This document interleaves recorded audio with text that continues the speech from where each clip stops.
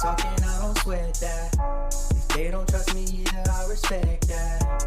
But she need down the ride, oh I bet that. Ooh, I slide for my people, don't forget that. Don't forget that, don't forget that. Ooh, I slide for my people, don't forget that. Don't forget that, don't forget that. Ooh, I slide for my people, don't forget that.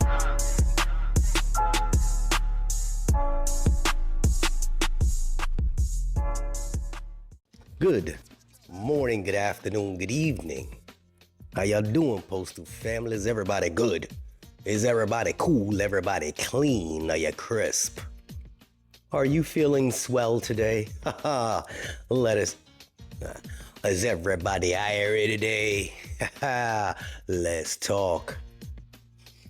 But first, I don't have anything to insert here. Just use your imagination. And in the comment section, you can put whatever you think I would say after. But first, just throw it down there. Be creative. I may say it the next time around. So what is really going on? I did a video the other day after I got an email from somebody. I got a text message from somebody. And this whole thing with abolishing bids, being placed in standby rooms. Jay was being nosy. I did a little bit of research. I asked a couple people some questions because, again, I'm not sure about everything, but if it seems intriguing to you, then I'm going to try to get some informaciones about it. Standby rooms. Now, I don't know the exact details about it because I got the information while I was walking past, stopped and asked somebody that was knowledgeable, and she's in management. Standby rooms. If a bid is abolished and the work is not at your place, they can put a group of people in a standby room for the 8 hours. Cool. How long can they do that for?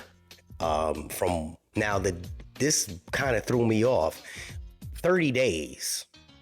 And then after that, she mentioned something about a 60-day period to be located at the next location. Now, I don't know the details behind that, but one of you knows. Okay, so please, if you know about the 30 days in the standby room concept and the 60-day concept, leave the information and I'll pin it so that everybody can read it.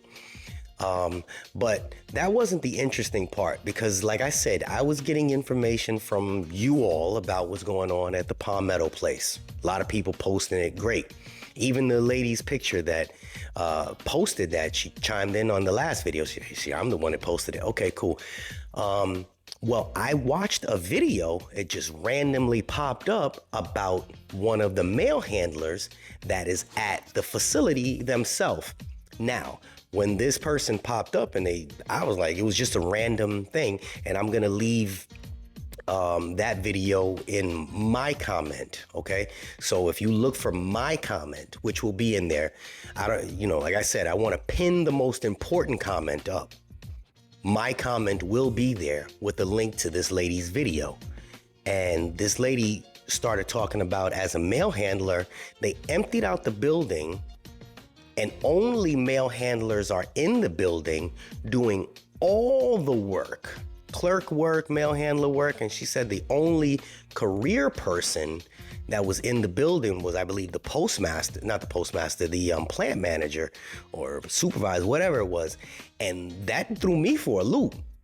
And she was saying, and this is from one of the employees, how they were doing the letters, they were doing the loading and unloading, they were dispatching. I forgot what the word is called when they're out there. My mind's in a brain fart right now because so much information. And they were doing it while all the other people went over to the other facility. And they're working at the other facility, the ones that chose to go. And then you had the people that sat in the standby room. Now, this seems like a cluster. It seems ridiculous, in my opinion, but it is part of what the contract allows. I'm still learning, okay? So I don't want to give you fake information. But again, being that the platform has people from all different walks on here, somebody is going to give that information. Just read the comments, because people are giving excellent information that I don't know about.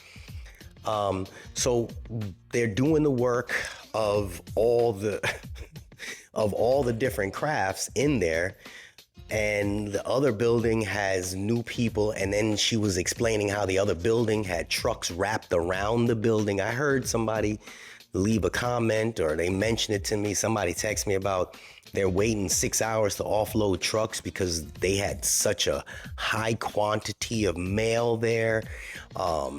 It's a lot going on, and it seemed like it's wild, but I spoke to somebody else that's a manager in a different department and said, listen, this is how things work. It happened a long time ago, and this is how when a transition happens, is usually a lot of confusion. There's usually a lot of ups and downs, but it tends to smooth out for what that's worth.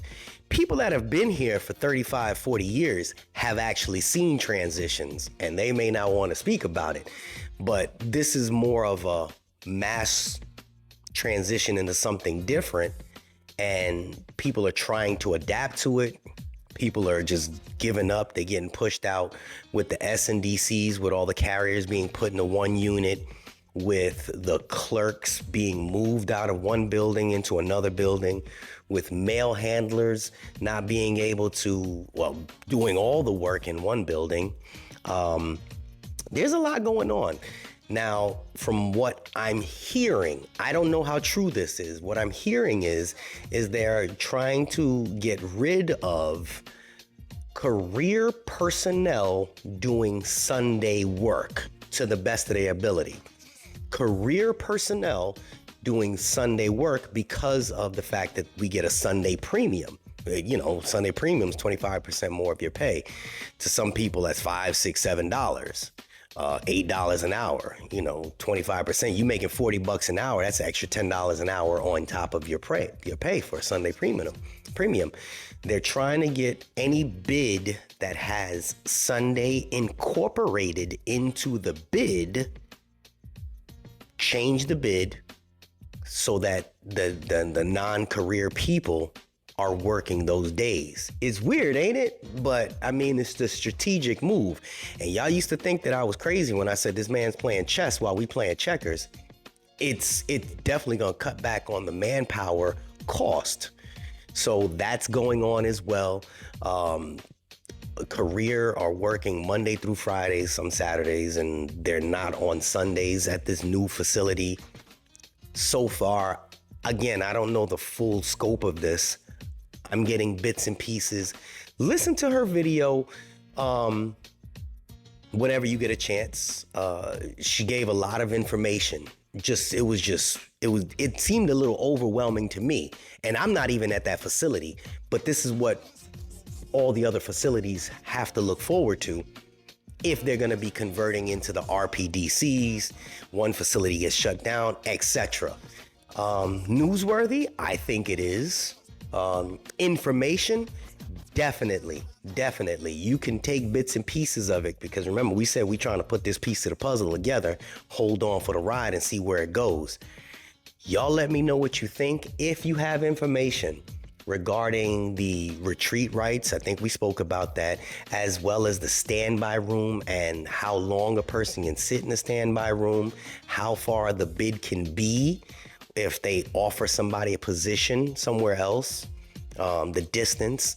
I like to give the facts, and I don't have the facts behind that, but somebody here does have the facts. So please share that information in the comments. Like I said, people read your comments. Whether you think they don't, they do. And this is only help for everybody that's watching. All right. This is JH, and yeah, y'all have yourself a good rest of your day, and we out. Unexpected expenses stressing you out? Get the money you need now with Loans for Feds, a program designed specifically for federal employees. Bad credit is not a problem. Application is fast and easy with same-day approvals. Apply now.